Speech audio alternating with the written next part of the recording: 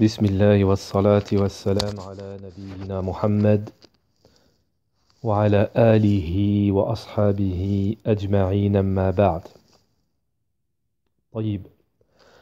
Donc la suite de l'explication du livre Péché et guérison, Naham ad-Da'u wad-Dawa.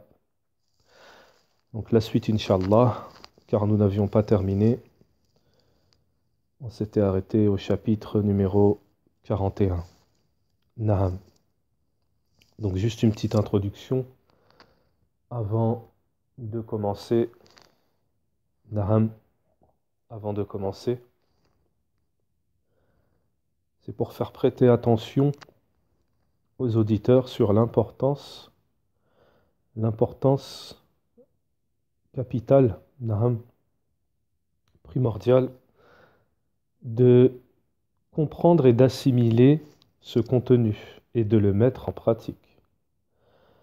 Car comme je l'ai dit dans les cours précédents, et comme je le redis, et comme le disent les ulama, la science s'acquiert et s'installe avec la répétition.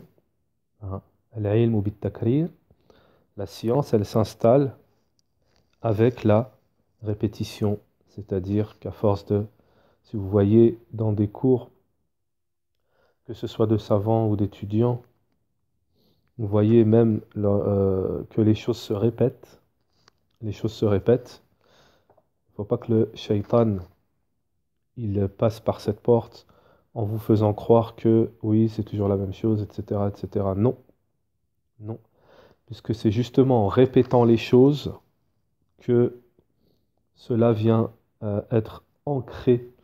Cela vient être ancré chez la personne. Naham. Et les exemples à cela ne manquent pas, mais ce n'est pas le sujet ici.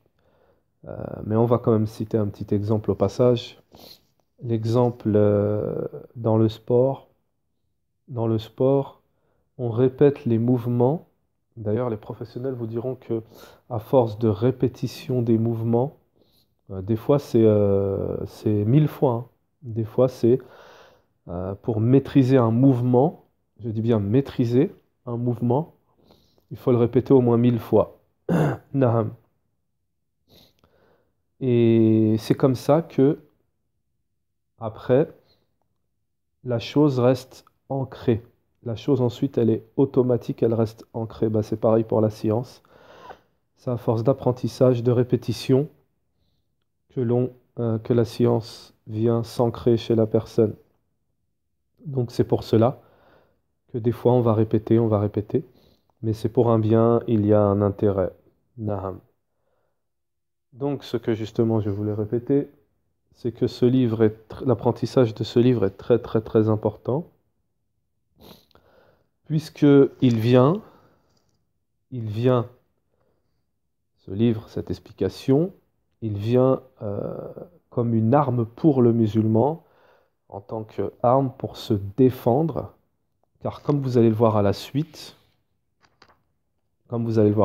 et je conseille aux auditeurs de patienter jusqu'à la fin, parce que comme vous allez le voir à la suite, il y aura un chapitre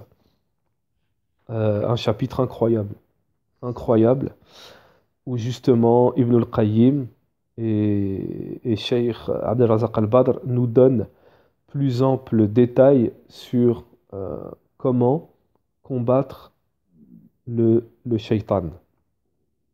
Étant donné que les ulama ici vont nous expliquer, après, hein, dans un certain chapitre spécifique, ils vont nous expliquer que le combat de ta vie, c'est le combat contre shaitan. Naham. C'est un combat qui n'est pas négligeable et vous allez voir que quand on va rentrer dans les détails, on est loin, donc, Inch'Allah, il faudra vraiment se réveiller, prendre conscience, hein, il faudra vraiment prendre conscience, parce que tous les éléments sont là pour nous faire croire que, pour nous enjoliver cette vie d'ici-bas et passer à côté du principal. Donc voilà, ça c'est une petite introduction, mais vous verrez quand on va rentrer dans le détail, Là, vous allez, insha'Allah, bi tawfiqillah, vous allez sentir vraiment les choses.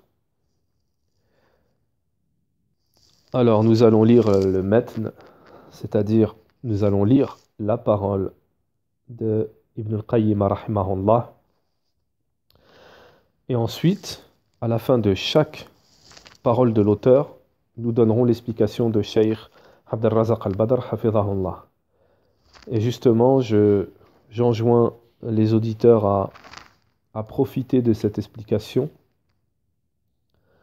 Donc je ne sais pas, mais je pense qu'il y a d'autres étudiants qui ont dû faire cette explication. Je parle spécifiquement, puisque ce livre est répandu, hein, mais je parle spécifiquement, plus particulièrement, de l'explication de Cheikh Abd al-Razaq al-Badr. Je sais que Allahu A'lam, elle n'existe pas en écrit, en livre, que ce soit en arabe ou en français. Wallahu A'lam. Naham. J'ai cherché, je n'ai pas trouvé. Donc, il m'a fallu faire une retranscription. Naham, retranscription. Donc, Naham, je vous conseille, voilà, d'en profiter, parce que cette explication de Cheikh Abd al-Razaq al-Badr, elle ne court pas les rues. Elle ne court pas les rues et elle est très très très profitable, comme vous allez le constater, insha'Allah. L'auteur, Cheikh Ibn al-Qayyim, rahimahullah, nous dit: les péchés retirent aux pécheurs les noms élogieux et le revêtent de noms vils.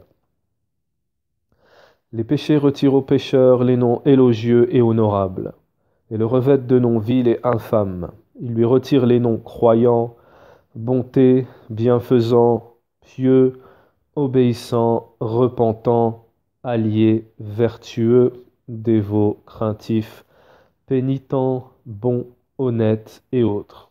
Et ils le revêtent des noms dépravés, pécheurs, pécheurs et autres. Ils le revêtent des noms dépravés, pécheurs, opposants, malfaisants, corrupteurs, ignobles, celui sur qui s'abat la colère d'Allah, fornicateur, voleur, meurtrier, menteur, traite, inverti, irrespectueux, des liens de parenté, entre parenthèses, déloyal et autres, ce sont là les noms de la perversion.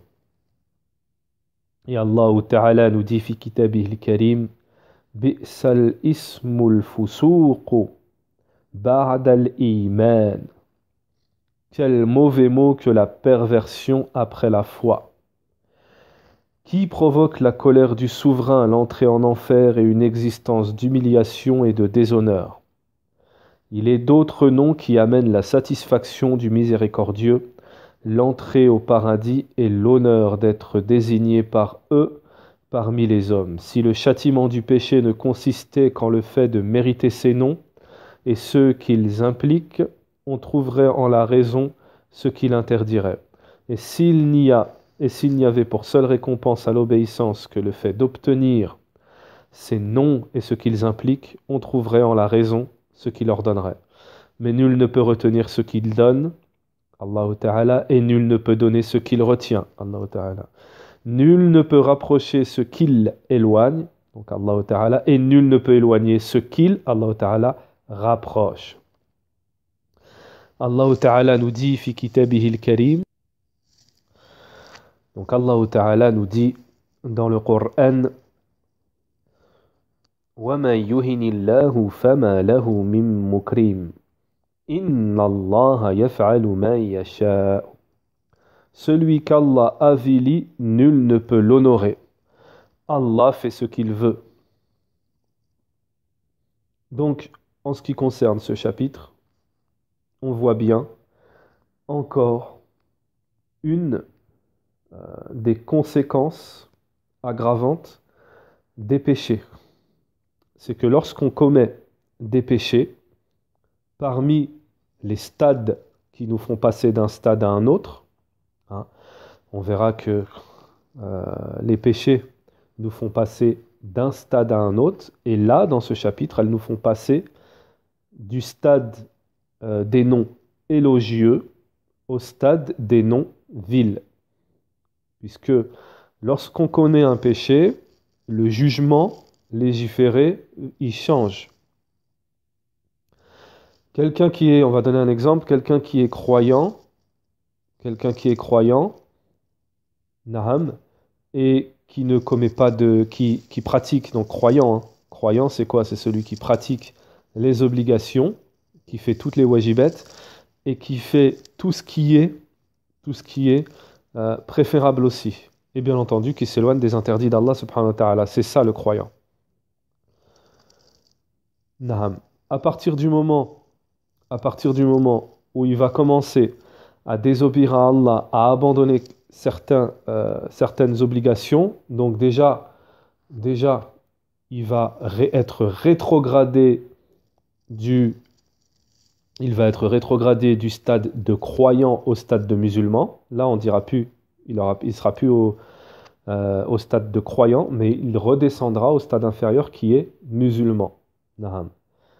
Et à ce moment-là, il aura aussi tout en restant musulman, mais il aura aussi des terminologies qui lui seront des jugements, des noms, il sera revêti de noms qui sont des noms vils, c'est-à-dire qui sont des noms blâmables. Naham, c'est-à-dire que si c'est un voleur, il sera appelé en tant que voleur, corrupteur, ignoble, opposant, pécheur. Naham, même celui qui fait des péchés, Naham, il a aussi le stade de fasiq, c'est-à-dire pervers. Naham, donc il passe au stade de croyant, au stade de pervers. Naham, donc c'est ça. Le Cheikh Abdelrazak Al-Badr nous dit, et la cause à cela, ce ne sont que les péchés. Donc des fois, c'est même souvent, on a tendance à minimiser, à négliger les péchés, mais vous allez le voir au fur et à mesure de l'enseignement, que les péchés, c'est surtout pas quelque chose qu'il faut négliger. C'est surtout pas quelque chose qu'il faut négliger. Naham. Donc, le chapitre suivant, Cheikh al-Islam, Cheikh Ibn al-Qayyim rahimahullah nous dit: les péchés provoquent un manque de raison. Les péchés portent atteinte à l'esprit dans le manque de raison. On ne peut trouver deux personnes douées de raison, l'une obéissante à Allah et l'autre désobéissante, sans que la raison de celle qui obéit à Allah soit plus développée et complète. Sa réflexion plus juste, son avis plus exact est doué de raison et d'intelligence. Mais comme la parole d'Allah Ta'ala nous dit, comme Allah subhanahu wa ta'ala nous dit fi kitabihi al-karim, Wattaqouni ya ulil albab. Craignez-moi donc, en vous qui êtes doués d'intelligence. Allah Ta'ala nous dit également, Fattaqullaha ya ulil albab la'allakum tuflihun. Craignez Allah, ô vous qui raisonnez, afin que vous réussissiez. Allah également Ta'ala nous dit, Wama yadhakkaru illa ulul albab. Mais seuls les doués d'intelligence s'en rappellent. Et les versets semblables sont très nombreux. Comment pourrait être doué d'une raison développée celui qui désobéit à celui dont il est sous la domination et dans sa demeure, et qui sait qu'il le voit, et sait qu'il fait, et sait ce qu'il fait, pardon.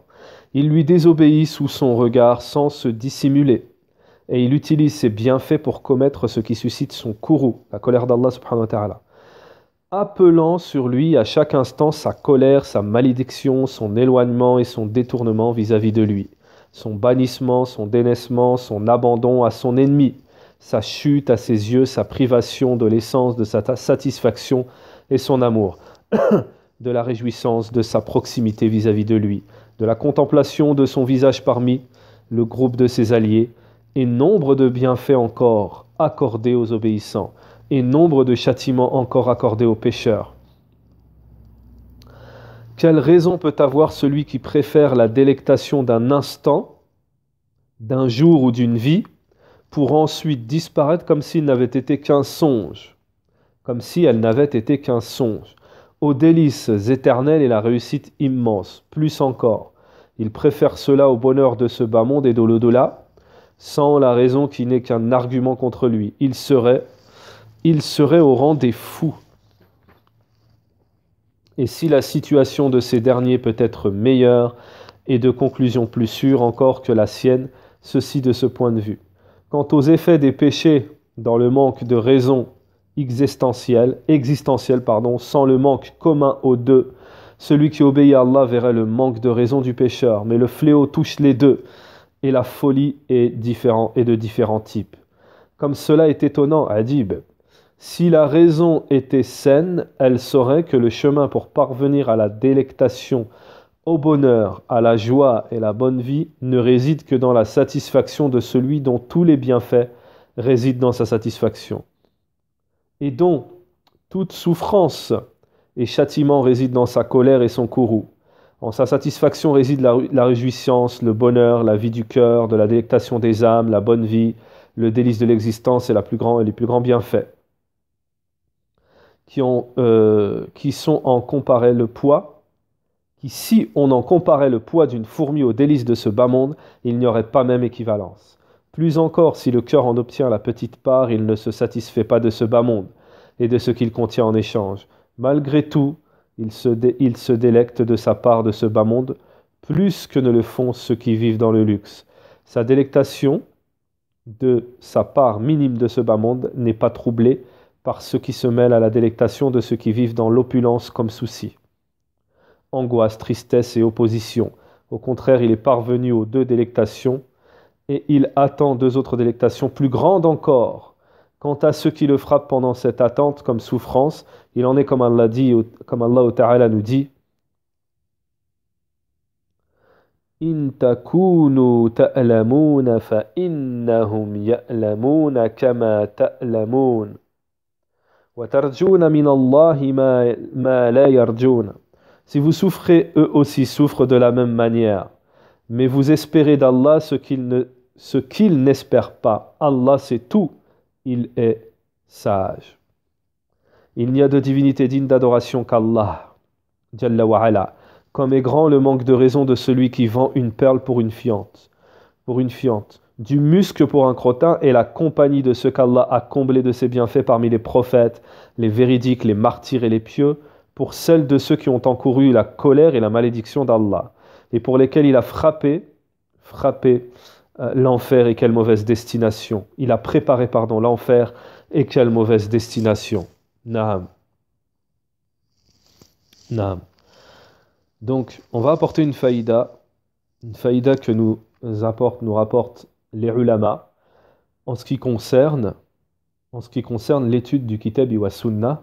Donc cette faïda, elle est directement reliée à ce chapitre. Donc les ulama nous disent que celui qui étudie le Kitab wa Sunnah, cela le rendra plus intelligent. Naam. L'étude du livre d'Allah et de la Sunna du prophète alayhi salatu wassalam rend les personnes plus intelligentes. Naham. Donc une faïda, une parole profitable à ne pas négliger, rapportée par nos savants. En ce qui concerne ce chapitre, Cheikh Abdelrazak al-Badr nous dit qu'il y a des gens qui peuvent confondre en voyant des gens qui désobéissent, qui sont des pécheurs, et qui réussissent dans la vie d'ici-bas. Mais Cheikh nous dit qu'il ne faut pas faire d'analogie, de comparaison sur cela. Car tout ce que l'on voit d'eux en apparence n'est pas la véritable référence, ce n'est pas la véritable vie. La véritable vie, c'est d'être élevé dans la vie, d'ici-bas, mais aussi dans l'au-delà. Mais qu'une personne soit intelligente dans la vie mondaine, puis qu'elle soit ignorante du but pour laquelle elle a été créée, comme la demeure de l'au-delà, le châtiment, que cette personne ne connaisse rien de tout cela et ne réfléchit pas à cela, celui-là n'a pas de raison. Celui-là n'a pas de raison, parce que la raison, c'est celui qui obtient la réussite de ce pourquoi il a été créé, le tawhid. C'est la véritable vie. L'âme, toutefois qu'elle prend connaissance du danger des péchés, cela l'aide à s'en débarrasser et à ne pas tomber dedans. Toutefois que les péchés augmentent, cela est une cause d'affaiblissement de la raison. Toutefois que les péchés et la désobéissance augmentent, cela est une cause d'affaiblissement de la raison. Parce que lorsque l'on mélange les péchés à la raison, la raison se remplit de poison. Donc le désobéissant a perdu sa raison. Il n'a plus de perception. Contrairement à l'obéissant, il y a une différence entre l'obéissant et le désobéissant.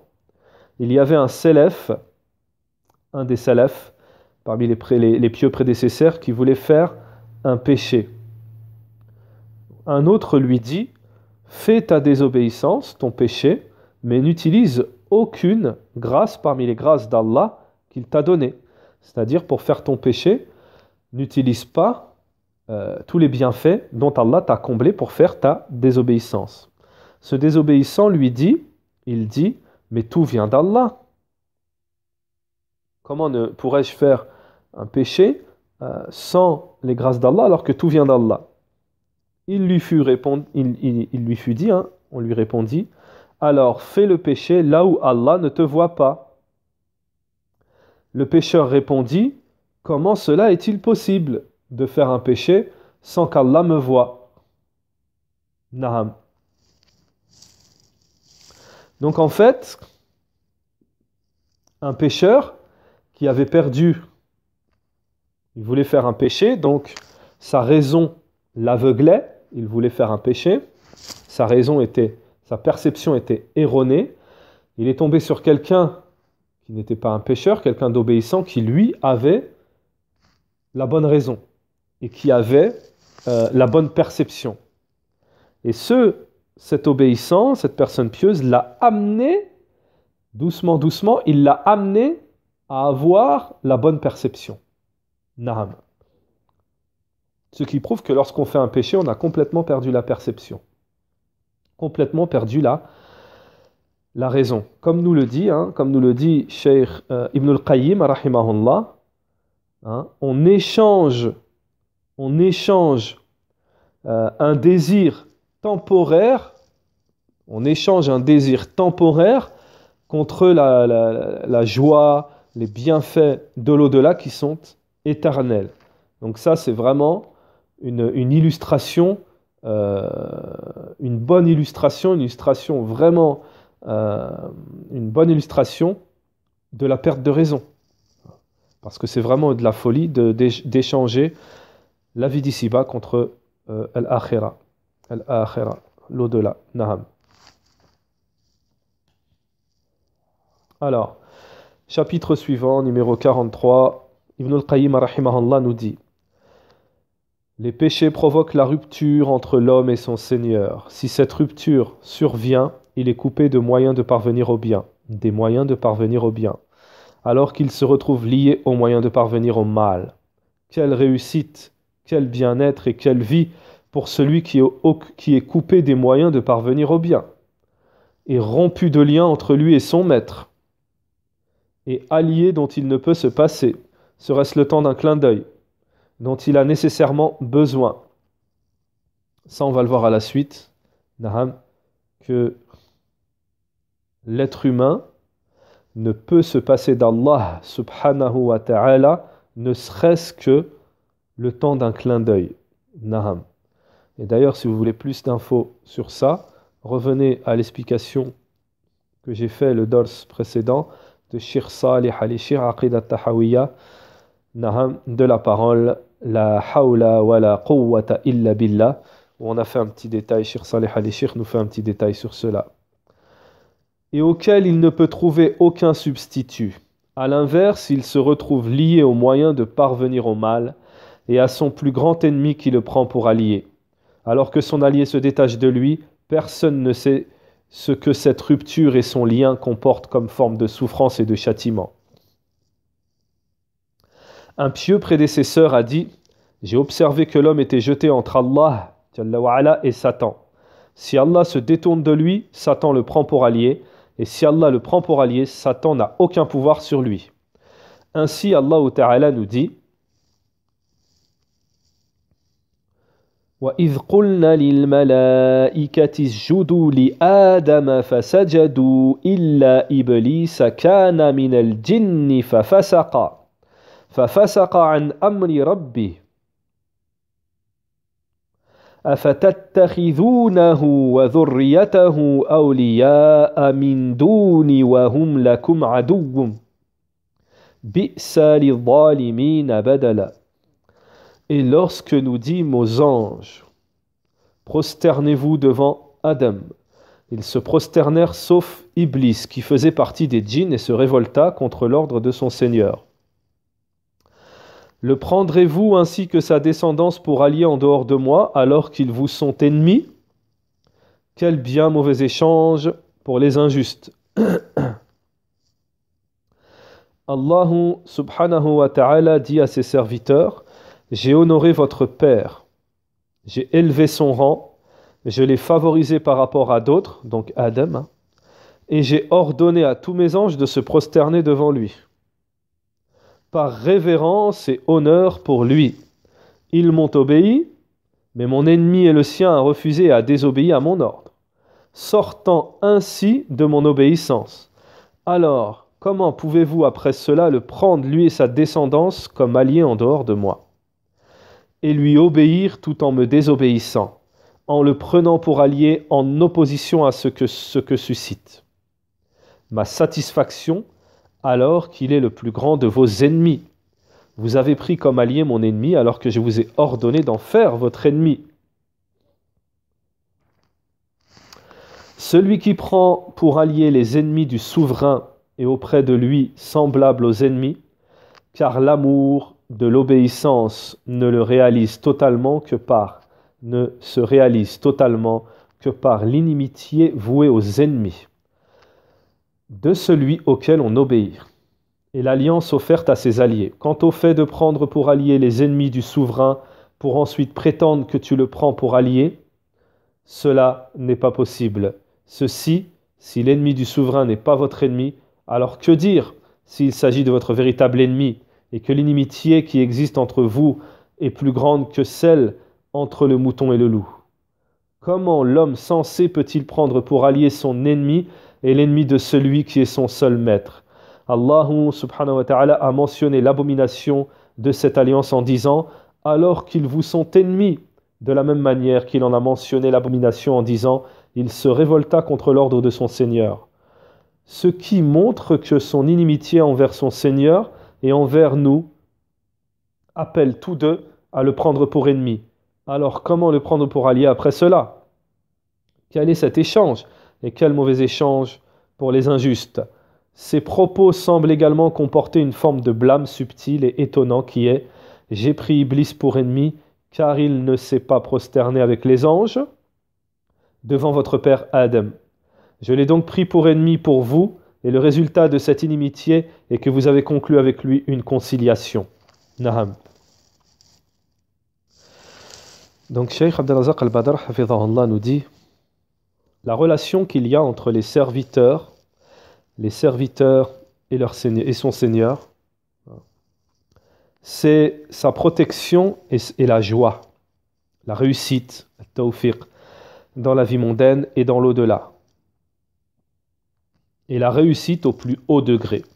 Et lorsque le serviteur entre dans la désobéissance, cela crée une coupure, une rupture entre lui et son Seigneur, et un éloignement. Parce que comme l'obéissance est un rapprochement d'Allah Ta'ala et une élévation auprès de lui, alors la désobéissance est un éloignement d'Allah Subhanahu wa Ta'ala et coupe d'Allah Ta'ala. Et lorsqu'il y a coupure entre lui et entre Allah Ta'ala, cela fait une ouverture, une occasion au shaitan et il entre dans l'armée du diable. Naham. Tandis que celui qui perdure dans l'obéissance à Allah, il est dans le bien. Du bienfaiteur, il le protège du diable. Naham. Et Allah Ta'ala nous dit à ce propos Inna ibadi laysa laka alayhim sultan.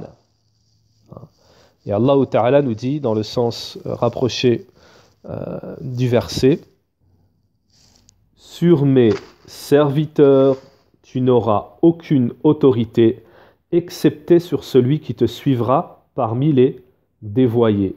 Sur mes serviteurs tu n'auras aucune autorité. Naham. Mais si la personne entre dans la désobéissance, cela ouvre la porte à cet ennemi, le diable, le shaitan. Il ouvre une fenêtre, une brèche au shaitan. En conclusion, la désobéissance, les péchés provoque la coupure, la relation avec Allah et crée une relation avec Shaitan. Mais tant que la personne est dans l'obéissance à Allah subhanahu wa ta'ala, tant que celle-ci reste dans le rappel d'Allah subhanahu wa ta'ala, le Shaitan ne trouve pas de chemin contre lui. Naham, le Shaitan ne trouve pas de chemin contre lui. Le chapitre suivant, les péchés anéantissent la bénédiction, la baraka, dans la religion et ce bas monde. Les péchés anéantissent la bénédiction de l'existence, des richesses, de la science et de l'œuvre et de l'obéissance. En somme, ils anéantissent la religion et ce bas monde. Ainsi, on ne trouve pas moins de bénédiction dans l'existence, la religion et la vie d'ici-bas, que pour celui qui désobéit à Allah. Et la bénédiction n'a été anéantie sur terre qu'en raison des péchés des hommes. Allah Ta'ala nous dit « وَلَوْ أَنَّ أَهْلَ الْقُرَىٰ آمَنُوا وَاتَّقُوا لَفَتَحْنَا عَلَيْهِمْ بَرَكَاتٍ مِّنَ السَّمَاءِ وَالْأَرْضِ » Si les habitants des cités avaient cru et avaient été pieux, nous leur aurions certainement accordé les bénédictions du ciel et de la terre. Et Allah Ta'ala nous dit dans le Coran وَأَلْوِ اسْتَقَامُوا عَلَى الطَّرِيقِ لَأَسْقَيْنَاهُمْ مَاءً غَدَقًا. S'ils avaient suivi le droit chemin, nous les aurions abreuvés d'une eau abondante afin de les éprouver.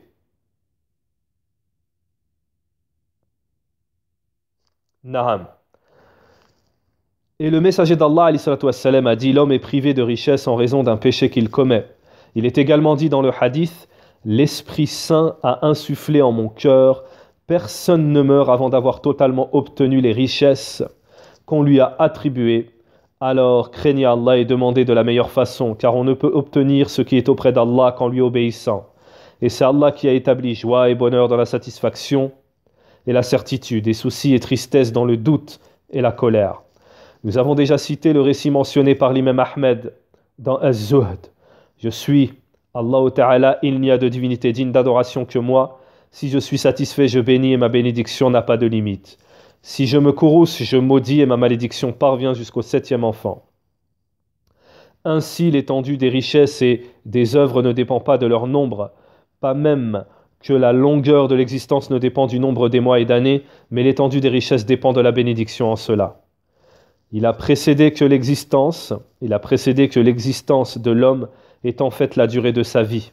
Et il n'y a pas de vie pour celui qui se détourne d'Allah et se préoccupe d'autre que lui. Et pour encore, la vie des bêtes est meilleure que celle de celui qui agit ainsi, car la vie de l'homme n'est que la vie de son cœur et de son âme. Retenez bien ça, la vie de l'homme n'est que la vie de son cœur et de son âme. Il n'y a pas de vie pour son âme que dans la connaissance de son Créateur, l'amour et l'adoration qui lui sont voués à lui seul, le retour vers lui, la sérénité dans sa mention, la recherche de sa proximité. Celui qui manque cette vie manque son bien, manque tout bien. Quels que soient les substituts qu'on lui accorde dans ce bas monde, plus encore ce bas monde dans son ensemble ne peut être en substitut à cette vie, car l'homme peut trouver un substitut à toute chose qu'il perd, alors que rien ne remplace Allah s'il le perd. Comment substituer celui qui est riche par essence par celui qui est pauvre par essence, celui qui est capable par essence par celui qui est incapable par essence, celui qui est le vivant et qui ne meurt, par celui qui est mort, le créateur par la créature, celui dont la richesse, la vie, la perfection, l'existence et la miséricorde comptent parmi les implications de son essence par celui qui n'a aucune existence et ne possède rien comme essence. Naham. La désobéissance à Allah subhanahu wa ta'ala est une cause d'anéantissement de la bénédiction des richesses et de l'existence, car Ash-Shaytan est le régisseur. De même que de leurs adeptes, son pouvoir sur eux et sa direction de tous les adeptes des péchés, ainsi que toute chose liée à Satan voit sa bénédiction anéanti. C'est pour cela qu'a été légiférée la mention du nom d'Allah subhanahu wa ta'ala au moment de manger, boire, s'habiller, enfourcher une bête ou d'avoir un rapport charnel. Ceci en raison de ce que comporte le nom d'Allah subhanahu wa ta'ala comme baraka, bénédiction. Et la mention de son nom éloigne Satan et fait survenir la bénédiction. Rien ne peut s'y opposer. Et toute chose qui n'est pas faite pour Allah est dénuée de bénédiction, de baraka. Car le Seigneur est seul à bénir. Toute bénédiction émane de lui. Tout ce qui lui est lié à lui est béni. Sa maison sacrée est bénie, son carquois sur terre. Qu'est le Shem, et une terre bénie. Le Shem est une terre bénie. Il l'a décrit par la bénédiction en 7 endroits de son livre. Il est donc le seul à bénir et n'est béni que ce qui est lié à lui, Allahu Jalla wa Ala, c'est-à-dire sa seigneurie et sa création. Tout ce qu'il a éloigné de lui comme individu, propos et œuvre ne comporte aucune bénédiction et aucun bien. Et tout ce qui en est proche comporte la bénédiction, en fonction de la proximité vis-à-vis de lui. L'opposé de la bénédiction, c'est la malédiction, na'am. Ainsi, ce qu'Allah a maudit comme terre, individu et œuvre, est ce qui est le plus éloigné du bien et de la bénédiction. Et tout ce qui est lié ne comporte aucune bénédiction. Allah a maudit son ennemi Iblis et en a fait la créature la plus éloignée de lui. Ainsi, tout ce qui vient de sa direction comporte une part de malédiction, en fonction du lien et de la proximité vis-à-vis de lui, vis-à-vis du shaitan. C'est la raison pour laquelle les péchés ont les plus grandes conséquences dans l'anéantissement de la bénédiction, de l'existence, des richesses, de la science et des œuvres. Tout temps en lesquels on désobéit à Allah, tout bien par lequel on désobéit à Allah, ou tout corps, prestige, science ou acte, et au désavantage de celui qui commet ce péché, et non à son avantage. Ainsi, il n'a pour lui de son existence, ses biens, sa force, son prestige, sa science et ses œuvres que ce par quoi il obéit à Allah. Ainsi, parmi les gens, certains vivent une centaine d'années alors que leur existence réelle ne dépasse pas 10 ans. Le shir va expliquer ça, Inch'Allah.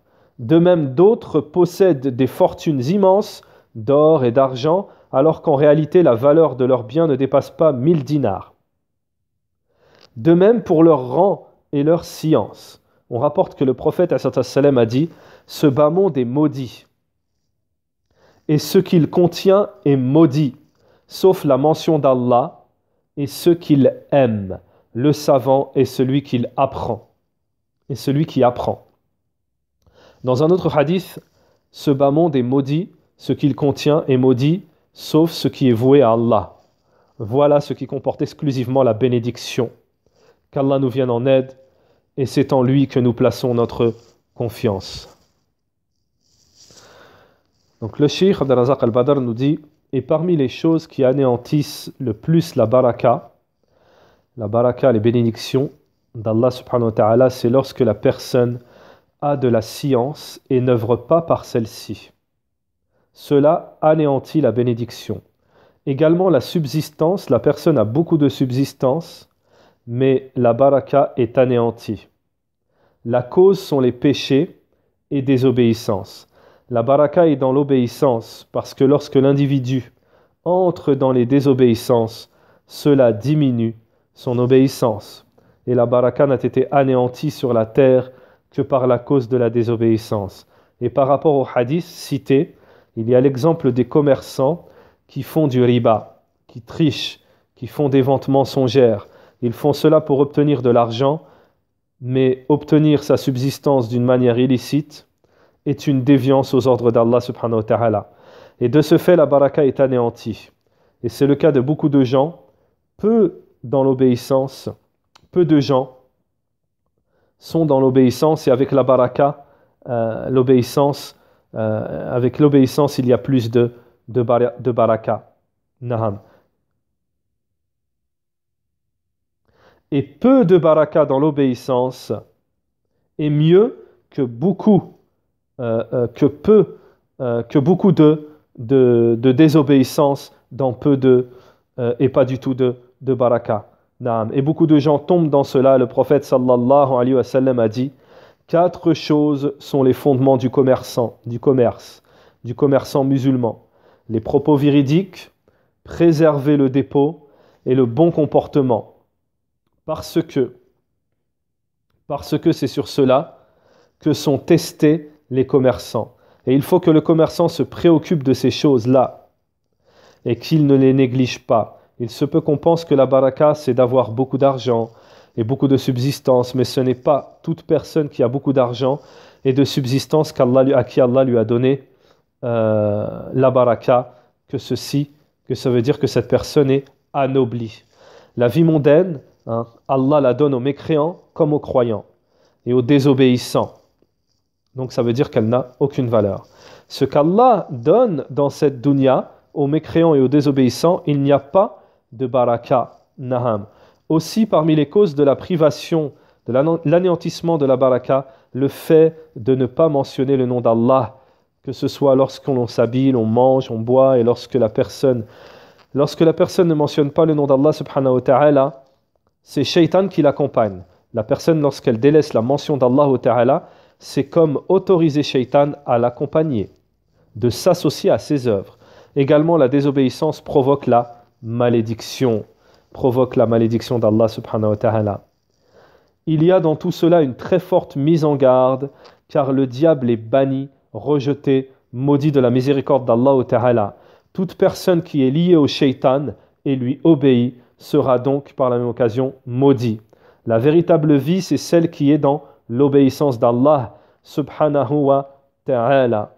Dans l'obéissance d'Allah subhanahu wa ta'ala. Et Allah ta'ala nous dit: Naham, Allah a élevé en degré ceux d'entre vous qui ont cru et ont reçu le savoir. Naham. Donc ensuite, nous passons au chapitre numéro 45.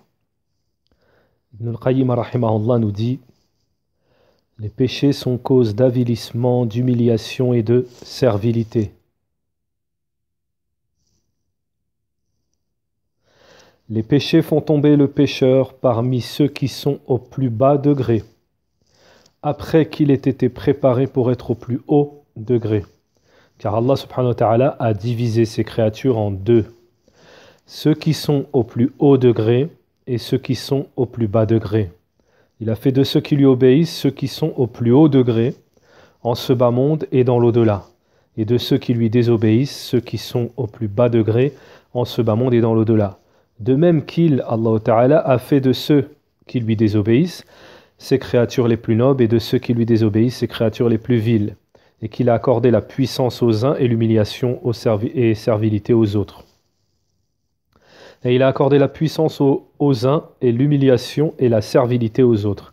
Abdullah ibn Umar a dit, rapporte que le prophète a dit: j'ai été envoyé par l'épée à l'approche de l'heure pour que l'on m'adore. Pour que l'on n'adore, qu'Allah sans lui donner d'associés. J'ai été envoyé par l'épée à l'approche de l'heure pour que l'on adore qu'Allah sans lui associer d'associés, sans lui donner d'associés. On a mis ma subsistance sous l'ombre de ma lance et l'avilissement et la bassesse sur quiconque s'oppose à mon ordre. Ainsi, chaque fois que le serviteur commet un péché, il descend à un degré plus bas. Et il ne cesse de descendre jusqu'à compter parmi les membres les plus bas degrés, des plus bas degrés. Et chaque fois qu'il obéit à Allah, il s'élève d'un degré et il ne cesse de s'élever jusqu'à compter parmi les membres des plus hauts degrés. Au cours de son existence, l'homme peut rassembler l'élévation d'un côté et la descente de l'autre, et il comptera parmi les membres du côté pour lequel il aura le plus œuvré. Ainsi, celui qui s'élève de 100 degrés puis descend d'un degré n'est pas comme celui dont la situation est inverse.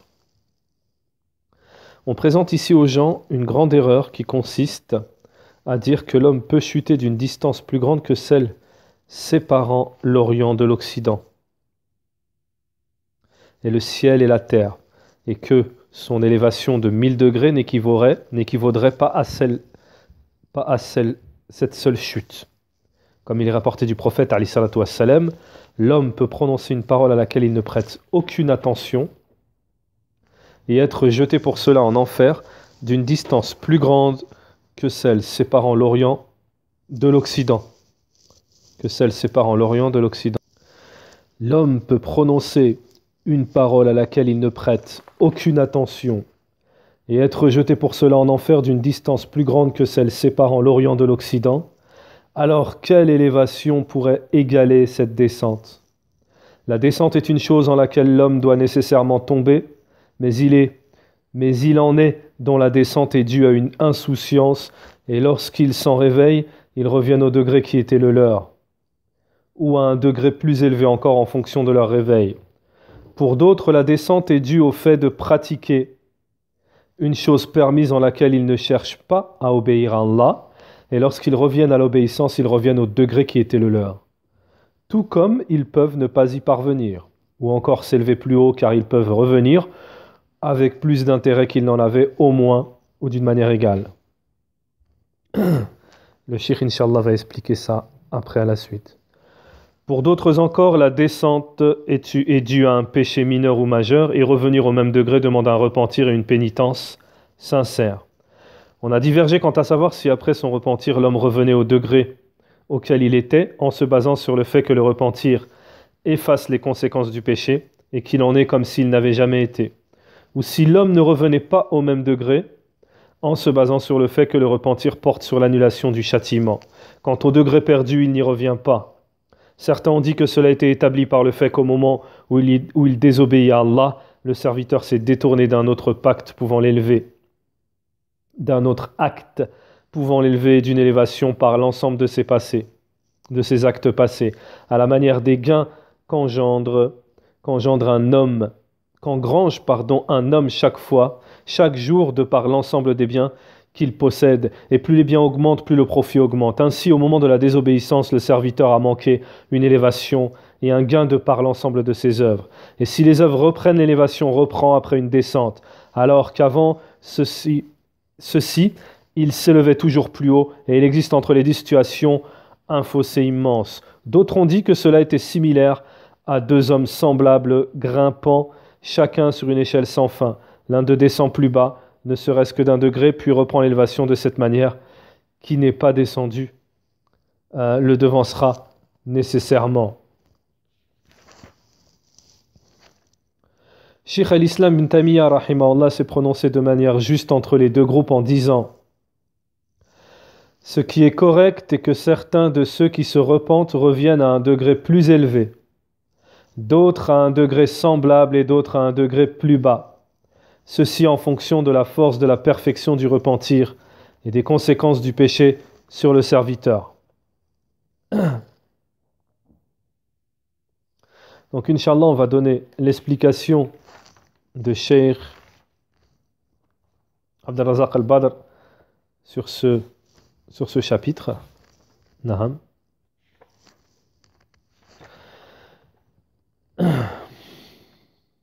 Toutefois que la personne est dans l'obéissance à Allah, c'est une élévation, et toutefois qu'il désobéit à Allah, qu'il est occupé par les désobéissances, alors c'est une cause d'avilissement et d'humiliation. C'est ça qu'il faut retenir principalement. Toutefois que la personne est dans l'obéissance à Allah, c'est une élévation, et toutefois qu'elle désobéit à Allah, qu'il est occupé par les désobéissances, alors c'est une cause d'avilissement et d'humiliation, c'est-à-dire qu'elle aussi descendra en degrés. La subdivision mentionnée par Ibn al-Qayyim est mentionnée dans beaucoup de textes. Naham. Allah a divisé ses créatures en deux. Cette subdivision est mentionnée dans beaucoup de textes. Allah Ta'ala nous dit: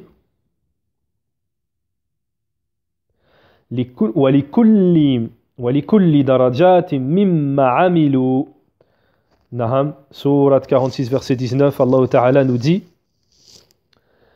et il y a des rangs de mérite, et ce sont là il y a des rangs de mérite, naham, pour chacun, selon ce qu'ils ont fait, afin qu'Allah leur attribue la pleine récompense de leurs œuvres et ils ne seront point lésés. Donc, Allah Ta'ala nous dit dans le Coran, et il y a des rangs de mérite pour chacun. Naham.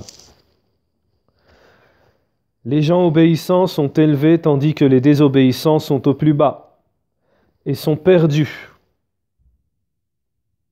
Il se peut que le serviteur à un moment réunisse entre être élevé ou rabaissé.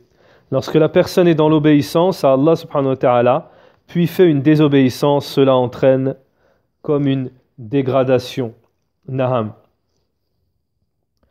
Une personne qui a évolué dans la prière, les adorations, les assises de science. Et un jour, un exemple, Cheikh Abdelrazak Al-Badr nous donne un exemple, une personne qui a évolué dans la prière, les adorations, les assises de science, et un jour il est avec ses amis sur le chemin et ils agressent une personne, ou se moquent de cette personne, ou insultent cette personne, etc. Ceci provoque une descente en degrés. Le conseiller parmi les serviteurs d'Allah, qui se conseille lui-même, il prête attention à ses œuvres, et qu'il soit tout le temps en train de monter en degrés, en niveau. Et s'il descend de degrés, alors il s'empresse à se repentir et demander pardon. Et il revient à Allah subhanahu wa ta'ala pour garder constamment son élévation. Ici, il y a une chose très importante dont nous fait prêter attention l'imam Ibn al-Qayyim rahimahullah, nous dit Abdelrazak al-Badr.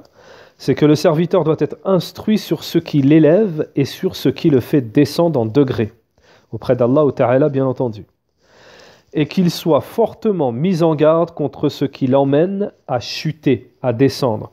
Parce que la descente, il se peut que ce soit d'1 degré, ou de 2 degrés, ou de 3 degrés. Il se peut que par une parole prononcée, la descente soit d'une distance plus grande que celle séparant l'Orient de l'Occident. Et cela est très dangereux, comme mentionné dans le hadith. Dans toute obéissance, il y a une élévation.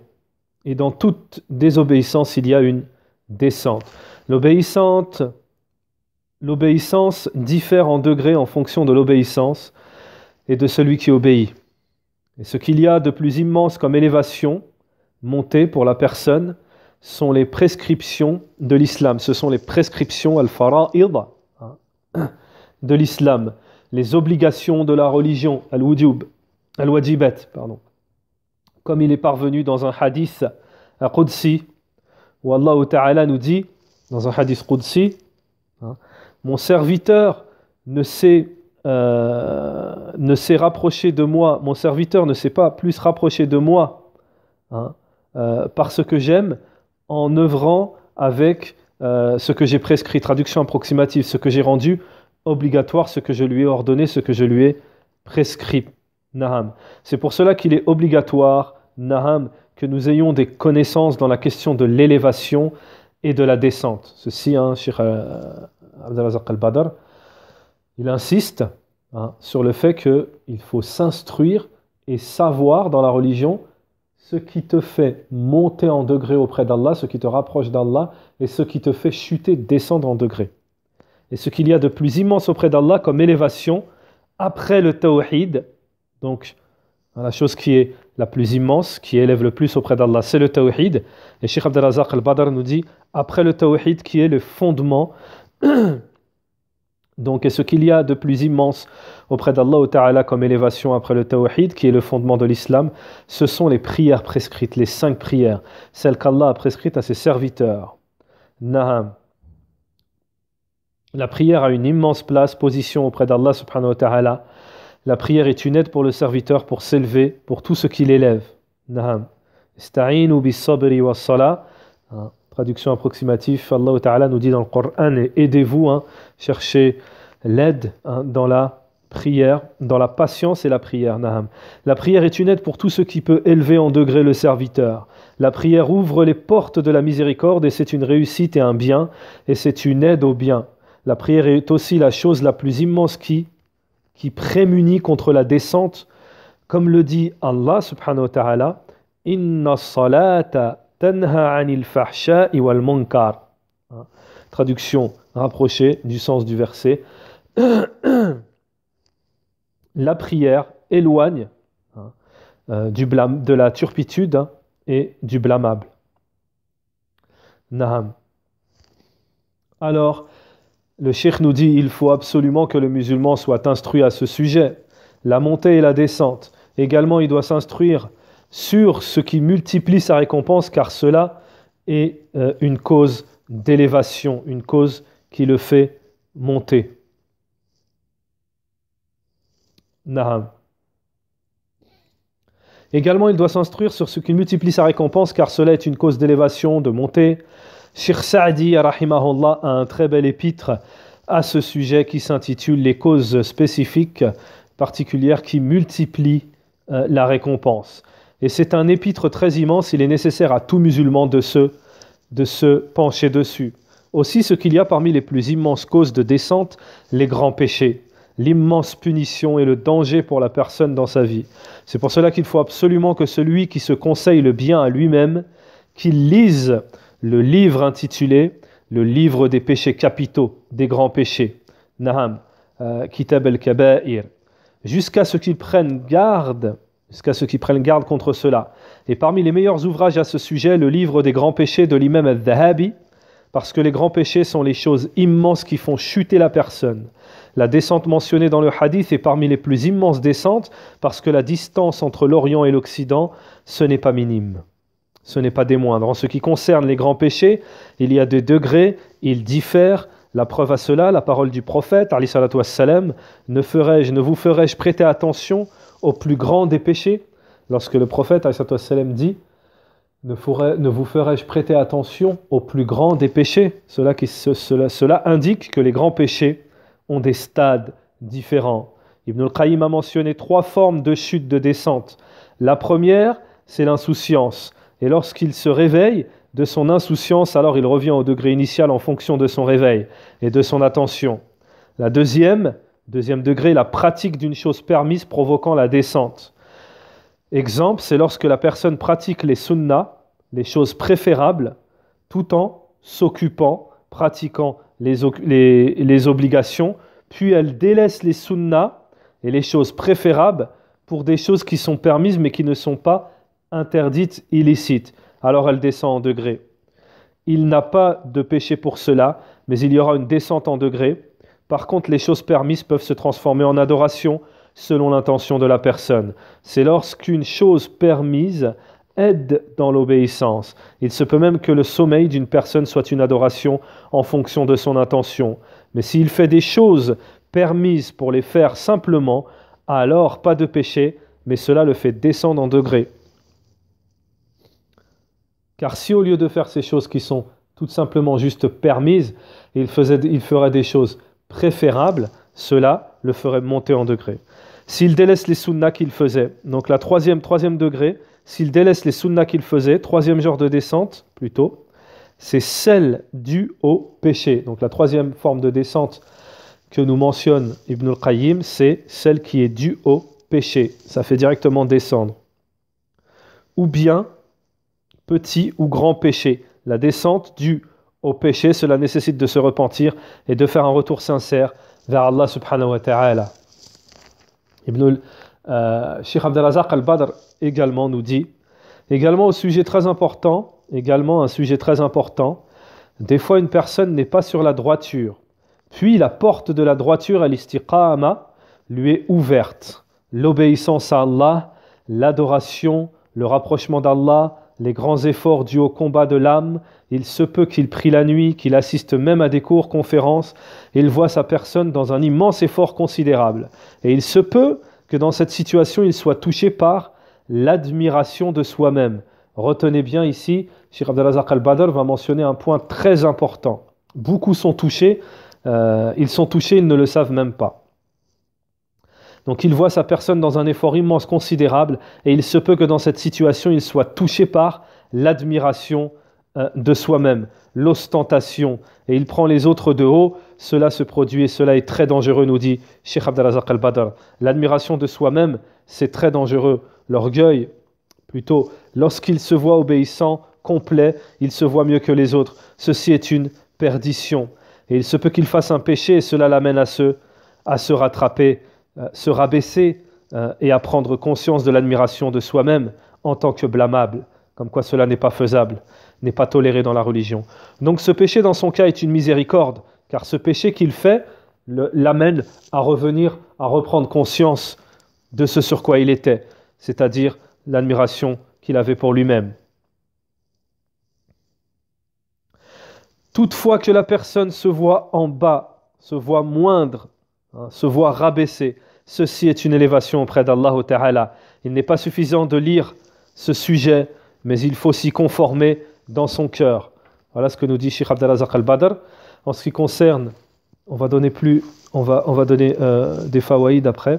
Cela ne signifie pas que la personne doit souhaiter faire le péché. Abu Bakr As-Siddiq anhu avait demandé au prophète alayhi salatu wassalam, de lui enseigner une invocation. Le messager d'Allah alayhi salatu wassalam, de lui répondre, il dit à Omar, Allahumma zalamtu nafsi zulman kathira. Donc traduction approximative, le prophète alayhi salatu wassalam lui dit en invoquant Allah, oh Allah, je me suis fait injustice à moi-même d'une grande injustice. Vous entendez l'enseignement du prophète alayhi salatu wassalam, nous dit Cheikh Abdelrazak Al-Badr. Vous entendez l'enseignement du prophète alayhi salatu wassalam à Abu Bakr.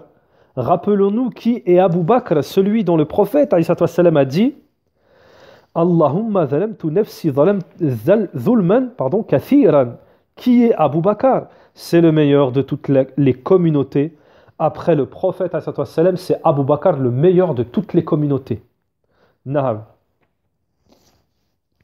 Donc la faïda que je voulais ajouter par rapport à cela, c'est que sans rentrer dans les polémiques, c'est que s'il y a beaucoup de gens qui se posent la question, et cela devient même une ambiguïté qui les fait fuir à un certain moment, qui les repousse de la voie de la vérité, du manhaj salaf, du haqq, carrément même des fois de l'islam, c'est quand ils voient des gens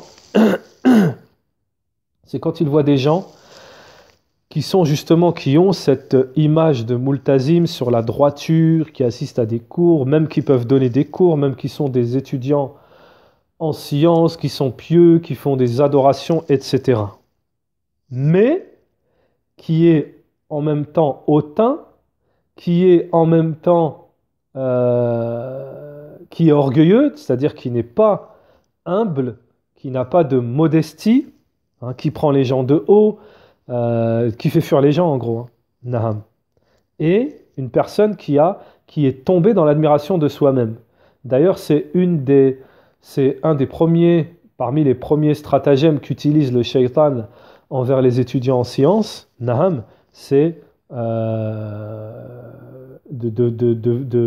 de se voir plus haut que l'on est, plus haut que ce que l'on est, et également de vouloir le leadership. C'est moi, c'est à moi, c'est moi, faut écouter que moi, c'est moi qui a raison, etc., etc. Donc je vais répéter ce que nous dit Cheikh Abdelrazak Al-Badr ici, pour que vous puissiez prendre conscience, et en même temps cela sera une cause pour faire barrage à cette ambiguïté dont beaucoup de gens qui ne connaissent pas ce stratagème du shaitan, cela, Inch'Allah, pourra faire office de réplique et de barrage à cette ambiguïté. Et il se peut que dans cette situation, donc Cheikh Abdelrazak Al-Badr nous dit, également un sujet très important, des fois une personne n'est pas sur la droiture, puis la porte de la droiture, l'istiqama, lui est ouverte. Donc c'est quelqu'un qui n'est pas dans la droiture, il n'est pas multazim, ala l'istiqama et tout, mais tout d'un coup il découvre cela, il devient multazim dans l'istiqama, et on voit beaucoup ça. Des gens, ils viennent d'entrer, ils sont multazim dans l'istiqama, ils assistent à des cours, ils écoutent des cours, etc. C'est moi qui connais tout, c'est moi qui connais, c'est moi, je suis mieux que toi, etc. Donc moi, j'accuse personne. On est là pour apprendre, parce que ça, c'est propagé. Je vous le dis, je vous l'assure, ça, c'est propagé, vraiment propagé. Naham. Des gens, même les pauvres, ils commencent, ils débutent, ils vont vers ces gens-là et ils se prennent des excusez-moi du terme, ils se prennent des claques. Après, ça les intéresse plus, ni de prendre de cours, ni. C'est pas une excuse, mais voilà. C'est pas une excuse non plus pour la personne qui fait fuir les autres. Non. Donc également un sujet très important, des fois une personne n'est pas sur la droiture, puis la porte de la droiture et l'istiqama lui est ouverte. L'obéissance à Allah, l'adoration, le rapprochement d'Allah, les grands efforts du combat de l'âme. Il se peut qu'il prie la nuit, qu'il assiste même à des cours, conférences, il voit sa personne dans un effort immense, considérable. Il se peut que dans cette situation, il soit touché par l'admiration de soi-même. L'ostentation, et il prend les autres de haut. Cela se produit et cela est très dangereux. Regardez ce que nous dit Cheikh Abdelrazak al-Badr. Cela se produit et cela est très dangereux. L'admiration de soi-même, c'est très dangereux. Lorsqu'il se voit obéissant, complet, il se voit mieux que les autres, ceci est une perdition. Regardez ce que nous dit Cheikh Abdelrazak al-Badr. Donc c'est grave. Vous savez ce que c'est une perdition, dalal, halak. C'est quelque chose de... Tu commences à sortir du droit chemin. Ça y est. Il se peut qu'il fasse un péché et cela l'amène à se rabaisser, à prendre conscience de l'admiration de soi, même en tant que de soi-même en tant que blâmable. C'est-à-dire que il va faire un péché, ça sera une miséricorde d'Allah, hein, que son péché en réalité ce sera un bien pour lui. Donc ce péché dans ce cas est une miséricorde. Naham. Sa situation par rapport à ce péché, hein, a cassé son admiration pour lui-même. Il s'est réveillé, il s'est dit subhanallah. Toutefois que la personne se voit en donc al-matloub, ce qui est demandé, et d'ailleurs je vais vous citer une parole des savants sur cela, c'est que les ulama ils nous disent, toutefois que la personne augmente en science, automatiquement elle augmente en modestie. Donc posez-vous la question quand il y a des gens, on les voit, ils ont de la science et tout, mais ils n'ont pas de modestie. C'est contradictoire, c'est qu'il y a un problème quelque part. Toutefois, les ulama nous disent, toutefois qu'une personne augmente en connaissance, elle augmente en modestie. Naham. Toutefois que la personne se voit en bas, moindre, ceci est une élévation auprès d'Allah Ta'ala, et il n'est pas suffisant de lire ce sujet, mais il faut s'y conformer dans son cœur. Naham. Donc, conclusion par rapport à cette parole de Cheikh Abdelrazak al-Badr, hafidahullah, c'est que déjà, Naham, comme nous le dit le Cheikh, les péchés et les désobéissances sont une cause de descente, de chute auprès d'Allah subhanahu wa ta'ala, degré. Et les obéissances, l'obéissance à Allah subhanahu wa ta'ala est une cause d'élévation. Na'am. Donc nous continuons Inch'Allah, chapitre numéro 46. Donc dans le 45, je n'ai pas lu toute la parole de Cheikh Ibn al-Qayyim, rahimahullah. Je tiens à le préciser, hein. J'avais pas lu tout, parce que c'était très long. Donc chapitre 46. Les péchés amènent les créatures à attaquer le pécheur. Les péchés amènent les créatures à attaquer le pécheur. Les péchés amènent les créatures à attaquer le pécheur, même celles qui ne l'attaquaient pas avant cela. Ainsi les démons lui nuisent, le fourvoient, lui font des insufflations, l'effraient, l'attristent, lui font oublier ce dont la mention comporte son intérêt. Et lui font se rappeler ce dont l'oubli comporte son intérêt. Les démons l'attaquent donc jusqu'à l'inciter à désobéir à Allah subhanahu wa ta'ala. Les démons parmi les hommes l'attaquent également et lui nuisent autant qu'ils peuvent en sa présence et son absence, de même que transgresse envers lui son épouse, son servant, ses enfants et ses voisins et même les animaux. Un pieux prédécesseur a dit: je désobéis à Allah et j'en vois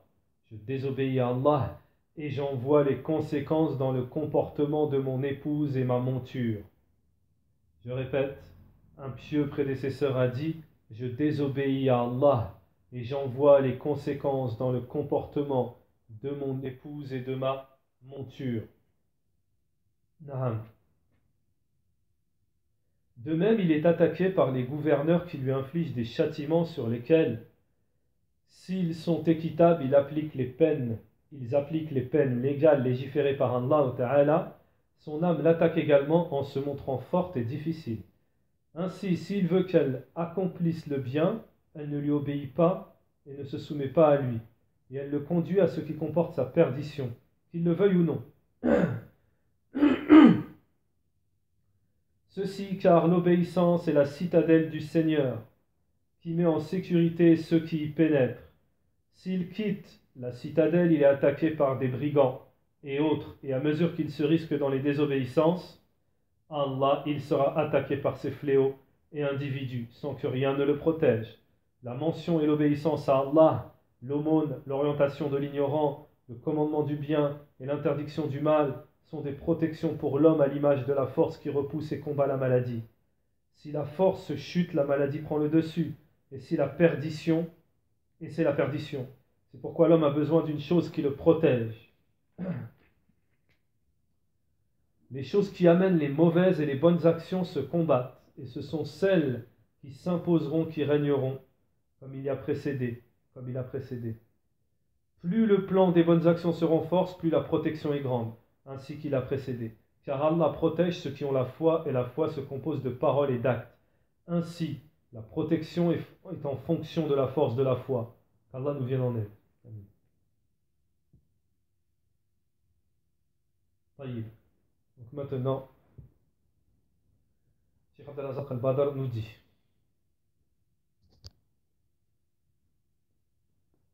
Alors, la parole d'Allah, Cheikh Abdel Razak al-Badr, Hafidahullah, nous mentionne directement dans le début de l'explication de ce chapitre 46, la mention de la parole d'Allah subhanahu wa ta'ala qui nous dit Inna Allah yudafi'u 'anil ladhina amanu.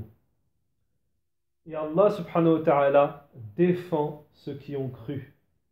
Naham. L'obéissant à Allah ta'ala a la sécurité d'Allah ta'ala. Il le préserve, Allah ta'ala le préserve, c'est celui qui est allié aux vertueux. C'est celui qui les défend et c'est celui qui les sauve.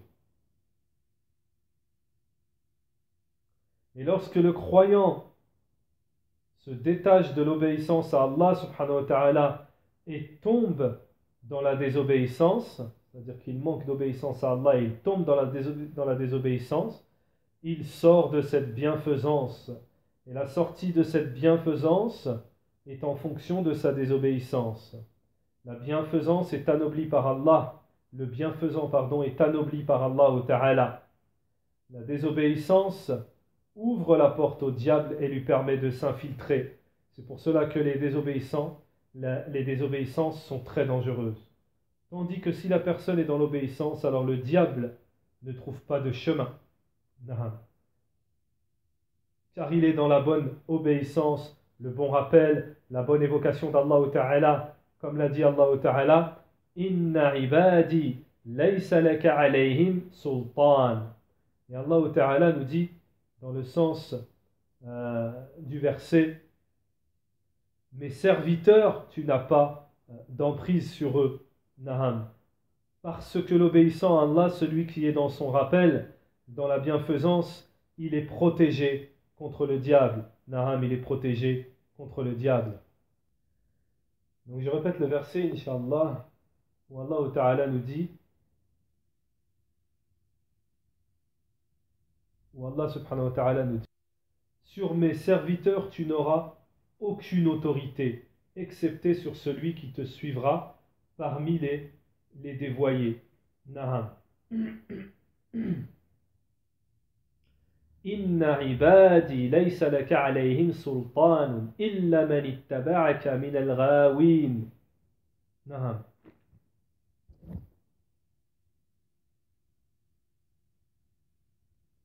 Donc Allah subhanahu wa ta'ala nous dit, parce que l'obéissant, Allah ta'ala dans sa parole, parce que l'obéissant à Allah, celui qui est dans son rappel, dans la bienfaisance, il est protégé contre le diable. Et certes, parmi les châtiments se rapportant aux désobéissances et aux péchés, c'est que les créatures s'en prennent aux pécheurs. Cela est aussi une affaire immense dont l'auteur nous fait prêter attention, nous prévient, parce que comme nous le savons, l'âme a trois situations. Ou bien l'âme est sereine, elle atteint la quiétude, et cela ne se peut que par l'obéissance à Allah subhanahu wa ta'ala, ou bien l'âme est blâmée, c'est-à-dire c'est une âme qui se blâme, naham, ou bien c'est une âme qui appelle au mal, Naam. Alors, ensuite nous avons le chapitre numéro 47. Naam. Nous avons le chapitre numéro 47. Ibn al-Qayyim rahimahullah nous dit: les péchés trahissent le pécheur lorsqu'il est dans le besoin. Les péchés trahissent l'homme au moment où il est le plus dans le besoin. Car chacun a besoin de connaître ce qui lui profite et ce qui lui nuit en ce bas monde et dans l'au-delà. Et l'homme le plus savant est celui qui connaît le plus cela en détail. Le plus fort et le plus avisé d'entre eux est celui qui domine son âme et sa volonté, l'utilise en ce qui lui profite et l'empêche de faire ce qui lui nuit. En cela, les connaissances, les préoccupations et les rangs des hommes diffèrent. Le plus savant d'entre eux est celui qui connaît les causes du bonheur et du malheur. Et le mieux guidé d'entre eux est celui qui préfère ceci à cela. De même que le plus sot d'entre eux est celui qui agit de manière inverse. Les péchés trahissent l'homme au moment où il a le plus besoin d'obtenir cette science et de préférer ce qui est noble, élevé, éternel à ce qui est vil, bas et éphémère. Les péchés lui cachent la perfection de cette science et l'empêchent de préférer ce qui est meilleur et plus utile pour lui dans les deux demeures. S'il tombe en ce qui est réprouvable et il a besoin de s'en défaire, son cœur, son âme et ses membres le trahissent. Et il est semblable à un homme possédant une épée, couverte de rouille et coincée dans son fourreau. Si bien qu'il ne peut la dégainer, un ennemi voulant le tuer se présente à lui, il porte la main à la poignée de son épée et essaie de la dégainer, mais sans y parvenir, si bien que l'ennemi l'attaque et le vainc. De même, le cœur est rouillé par les péchés, si bien qu'il est couvert par la maladie. Et lorsqu'il a besoin de combattre l'ennemi, il ne trouve rien. L'homme ne combat, n'attaque et n'avance que par son cœur, et les membres ne font que suivre le cœur. Si celui qui les dirige n'a pas de force pour combattre, alors que dire des membres?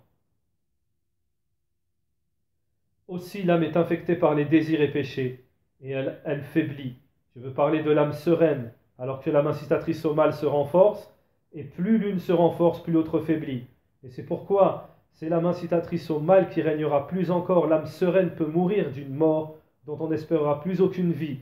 Ainsi l'homme sera mort dans le monde de la tombe, il ne sera pas non plus vivant dans l'au-delà. D'une vie qui lui sera profitable, mais sa vie ne lui servira qu'à ressentir les souffrances.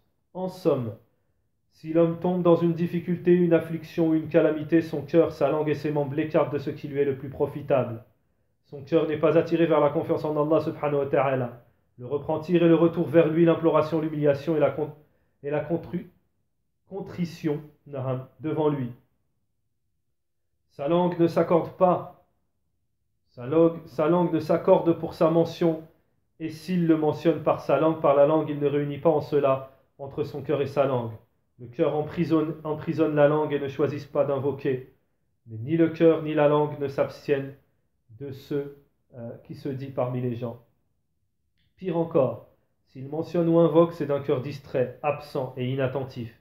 Et s'il veut que ses membres l'aident à accomplir un acte d'obéissance, il le rejette et ne s'y soumettent pas. Tout ceci est la conséquence des péchés et des obéissances, comme celui qui possède une armée qui le protège des ennemis, mais qui néglige et affaiblit son armée. Et rompt la communication avec elle, et ensuite veut d'elle, lorsque l'ennemi l'attaque, qu'elle mette tout en œuvre pour le défendre sans aucune force. Il est une chose plus effrayante, douloureuse et amère encore, qui est que son cœur et sa langue le trahissent lors de l'agonie et du voyage vers Allah. Ainsi, il sera peut-être incapable de prononcer l'attestation de foi, comme ont pu le constater les gens pour nombre de mourants, au point qu'on dit l'un d'eux, dit, il n'y a de divinité digne d'adoration qu'Allah. Il répondit, ha ha, je n'y arrive pas. Dit, la ilaha illallah. Il répond, ha ha, je n'y arrive pas. On dit à un autre, dit, il n'y a de divinité digne d'adoration qu'Allah. Il répondit, roi, tour, et je t'ai battu, puis il mourut. On dit à un autre encore, dit, la ilaha illallah. Il répondit, si seulement je pouvais recevoir, si seulement je pouvais revoir celle qui, fatiguée de chercher, demanda quel est le chemin pour se rendre au bain public du Mindyad. Puis il décéda. On dit à un autre, dit la ilaha illallah. Dit, il n'y a de divinité digne d'adoration qu'Allah. Et il ne cessa de divaguer et chanter jusqu'à mourir. Naham. On dit cela à un autre encore et il répondit, ce que tu me dis ne me sera d'aucune utilité et je ne laisserai aucun péché sans l'accomplir. Puis il mourut sans avoir attesté. On dit cela à un autre, c'est-à-dire de dire la ilaha illallah au moment de la mort. Il répondit, cela ne me servira à rien, je n'ai pas connaissance d'avoir accompli une seule prière pour Allah. Et il mourut sans avoir attesté. On dit cela à un autre encore et il répondit, je renie ce que tu dis, et il mourut sans avoir attesté. On dit cela à un autre et il répondit, chaque fois que je veux le dire, ma langue s'arrête. Un homme qui assista à l'agonie d'un mendiant m'a rapporté que ce dernier s'est mis à dire, pour Allah, un sou pour Allah, un sou pour Allah, jusqu'à mourir. Naham. Un homme qui assista à l'agonie d'un mendiant m'a rapporté que ce dernier s'est mis à dire, pour Allah, un sou pour Allah, un sou pour Allah, jusqu'à mourir. Un commerçant m'a informé que l'un de ses proches à l'agonie duquel il avait assisté, les gens lui rappelaient, dis la ilaha illallah. Et lui il dit, c'est un lot à bon prix, c'est un bon achat jusqu'à décéder. Un commerçant, Naham. Gloire à Allah, combien les gens ont-ils assisté à ces leçons, et ce qui leur échappe de la situation des mourants est bien plus grande encore. Si lorsque l'homme dispose de toute sa raison et sa perception, Satan peut prendre le dessus sur lui et l'utiliser en ce qu'il veut de désobéissance à Allah, en écartant son cœur de la mention d'Allah, en empêchant sa langue de le mentionner et ses membres de lui obéir. Alors que dire lorsque sa force chute et que son cœur et son âme sont occupés à ce qu'il éprouve comme souffrance liée au retrait de l'âme, à cet instant où Satan concentre toutes ses forces et son attention sur lui et qu'il mobilise tout ce qu'il peut afin de saisir cette occasion. Car c'est là la dernière des œuvres. C'est donc le moment où Satan concentre le plus de force sur lui. Au moment de la mort, c'est là où Satan concentre le plus sa force sur les personnes. Et la situation à laquelle l'homme est le plus faible, alors qui peut être préservé en ce moment? Et Allah Ta'ala nous dit dans le Coran, يثبت الله الذين آمنوا بالقول الثابت في الحياة الدنيا وفي الآخرة ويضل الله الظالمين ويفعل الله من يشاء. Allah affermit les croyants par une parole ferme en ce bas monde et dans l'au-delà, tandis qu'il égare les injustes. Et Allah fait ce qu'il veut. Naam. Comment pourrait-on accorder une bonne fin à celui dont Allah écarte le cœur de sa mention et qui suit ses passions et transgresse les limites? Cela est loin de celui dont le cœur est éloigné d'Allah, distrait, adore ses passions, prisonnier de ses désirs, dont la langue est sèche de la mention d'Allah, dont les membres ne lui vouent aucune obéissance, s'affairant plutôt à lui désobéir. On est très loin d'accorder une bonne fin à celui qui agit de la sorte. Ceci alors que la crainte d'une mauvaise fin a brisé le dos des pieux, comme si les malfaisants et injustes avaient signé un pacte de sûreté. Et Allah Ta'ala nous dit, أم لكم أيمان علينا بالغة إلى يوم القيامة إن لكم لما تحكمون سلهم أيهم بذلك زعيم. Ou bien avez-vous obtenu de nous des serments valables jusqu'au jour de la résurrection? Nous engageons à vous accorder ce que vous avez décidé. Demande-leur qui d'entre eux est garant. Ainsi il a été dit, Ibn al-Qayyim rahimahullah nous mentionne une parole qui a été dite, ô toi qui te penses en sûreté alors que tu commets l'infamie, possèdes-tu un pacte de sécurité? Tu rassembles la sécurité et le suivi des passions. Alors qu'une de ces deux choses amène l'homme à la perdition. Les bienfaisants empruntent le chemin des peurs, mais c'est là un chemin que tu n'empruntes pas. Par sottise, tu as négligé au moment des semences, alors comment lorsque les gens récoltent, en obtiendrais-tu quelque chose?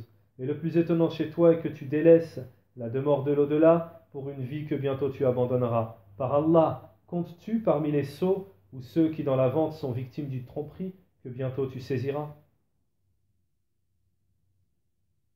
Cheikh Abdelazaq al-Badr Hafidahullah nous explique ce chapitre en nous disant, tant que la personne est toujours dans l'obéissance, lorsqu'elle sera dans la difficulté, elle trouvera cela bénéfique dans la difficulté. L'âme revient à ce sur quoi elle est dans l'essence. dans l'aisance, l'obéissance, la foi, cela pour l'obéissant. Tandis que le désobéissant dans le besoin, son âme retourne à la peur, les passions, ce sur quoi il est attaché en temps normal. La personne qui passe son temps dans le faux et les mauvaises choses, son âme le trahit lors du test, et il est trahi par lui-même lors de la fin de ce monde, au moment de prononcer la parole de Tawhid, c'est-à-dire la ilaha illallah. Il est trahi dans ce moment difficile. C'est pour cela qu'il y a des gens qui n'arrivent pas à prononcer la ilaha illallah au moment de la mort. Il n'accepte pas, il dit, il prononce sur ce quoi il était pendant sa vie. Il est trahi par son fort intérieur, son âme. Il y en a qui meurent en prononçant des vers de poèmes. Contrairement à l'obéissance, celui qui est occupé par le rappel d'Allah, il termine sa vie d'ici-bas sur ce quoi son cœur s'occupait dans cette vie. S'il était occupé par la salat, le rappel et l'invocation, c'est cela qu'il trouvera lorsqu'il sera dans le besoin. Mais celui qui sera dans la désobéissance, il sera trahi lors du besoin. Parce qu'Allah, à la base, il n'a pas habitué, parce que, à la base, il n'a pas habitué son âme au rappel, à l'invocation, l'évocation d'Allah, à l'obéissance. Tandis que celui qui habitue son nifs à l'obéissance et qui est accroché, qui a accroché son cœur sur celle-ci, sur cela, alors dans cette situation, il n'y aura pas à la base dans son cœur, il n'y aura que la guidée. Et les récits sur cela sont nombreux, et ce que j'ai entendu de plus joli sur cela, un parmi les vertueux, assez âgé, donc c'est Cheikh Abdelazak al-Badr, qui nous rapporte un récit, un parmi les vertueux, assez âgé, s'occupait de l'obéissance et de l'adoration et l'appel à la prière. Et son cœur était accroché à cela. Il entra dans la fin de sa vie, comme m'en informa l'un de ses fils, qui me dit: je suis entré un jour à l'hôpital pour visiter mon père et m'asseoir auprès de lui. Un médecin lui dit: votre père aujourd'hui est bien, alors qu'il était dans le coma depuis des mois. Puis son père se réveilla du coma. Il dit, lorsque son père, après plusieurs mois de coma, se réveilla, la première chose qu'il dit: fais l'Aden, fais l'Aden. Puis il retourna dans le coma jusqu'à ce qu'il mourût. Donc il se réveilla avec douceur, puis il demanda de faire l'Aden, c'est-à-dire ce à quoi il était accroché dans son cœur. Le serviteur est en fonction de ce à quoi il s'accroche. S'il s'occupe du faux et des passions, il ne sera pas sur ses gardes comme celui qui est sur l'obéissance à Allah. C'est pour cela qu'Ibn al-Qayyim rahimahullah a dit: son cœur le trahit, plus particulièrement dans les derniers instants, l'agonie, les affres de la mort. Tout cela indique que le cœur est ce sur quoi on l'habitue. Dans le besoin, naham, il ne provient du cœur que ce à quoi il est habitué.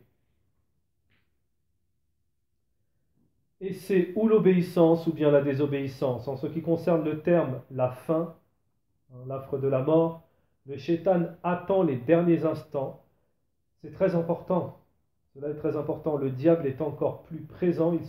Il met le paquet pour détourner la personne de dire la ilaha illallah, de le détourner du tawhid. Il l'occupe à le mettre en colère, à l'inquiéter, le mettre en colère contre sa destinée, par d'Allah lorsqu'il a mal ou il est malade, au lieu de dire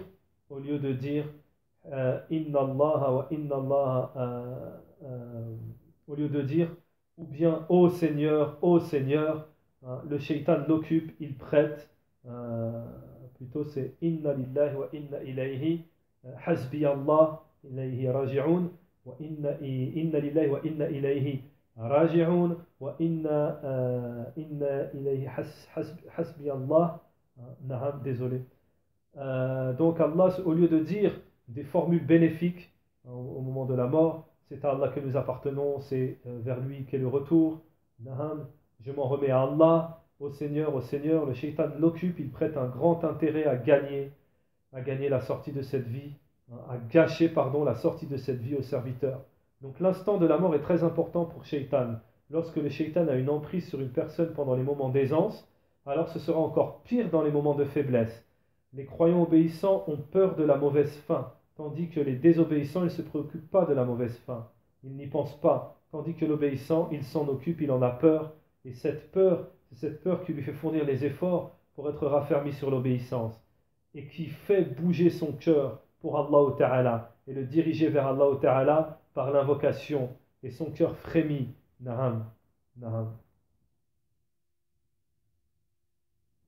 Donc, Inch'Allah Ta'ala, sanaktafi bihadha al-qadr.